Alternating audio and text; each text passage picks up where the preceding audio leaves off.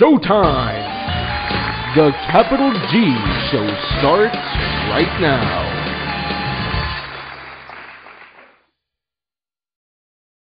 What's up YouTube, Capital G here.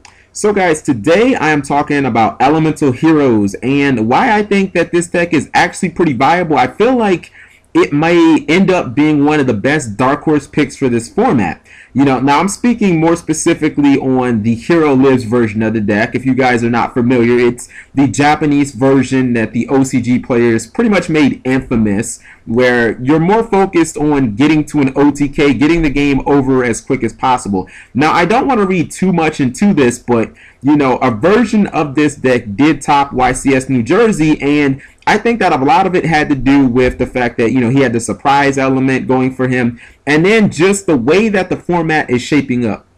Now, I believe that there are two major reasons that the Hero Lives version is actually pretty good again. Number one, Hero Lives variants can actually at least rival in terms of speed some of these higher tier OP decks that we're going to be seeing for the rest of the format. You know, decks like Mermail, Prophecy, Elemental Dragons. I mean, this deck can consistently end games turn 3. And then the second thing is, these same decks also have a very high hesitancy to play defensive cards. And, I mean, that pretty much just plays right into the hands of the hero player, because for the most part, all you really care about is getting to your OTK, and the less traps that your opponent is putting in front of you, the easier it's going to be. Now, I think indirectly, this deck is going to be the benefactor of the fact that, you know, I just recently had my first experience playing Elemental Dragons in a TCG, and I got destroyed because my slower paced deck just could not keep up. And I think as, you know, these Prophecy decks and these Elemental Dragon decks start seeing more play, I think that these slower paced decks are going to fall off the end of the earth.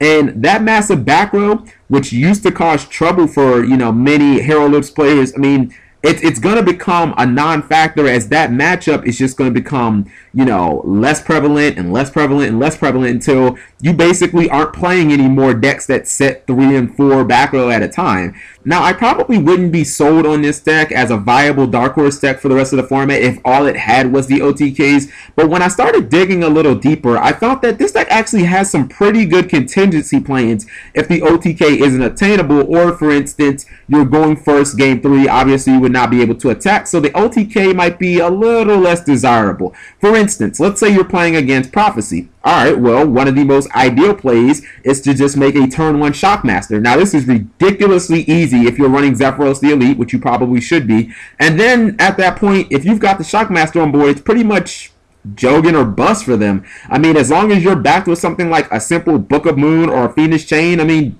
you auto win. Like, they have no plays that they can really do to counter it, and then you just have to top, you know, a Neos Alias or a Miracle Fusion and just beat the crap out of them.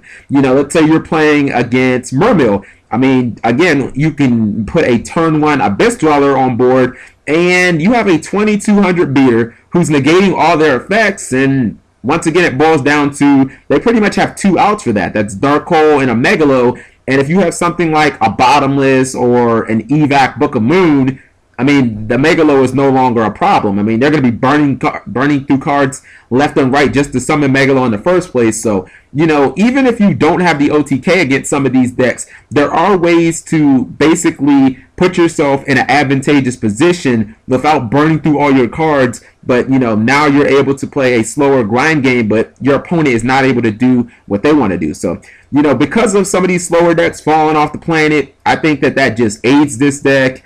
I think that the OTKs are going to be more consistent because your top tier decks don't really play defense all that well.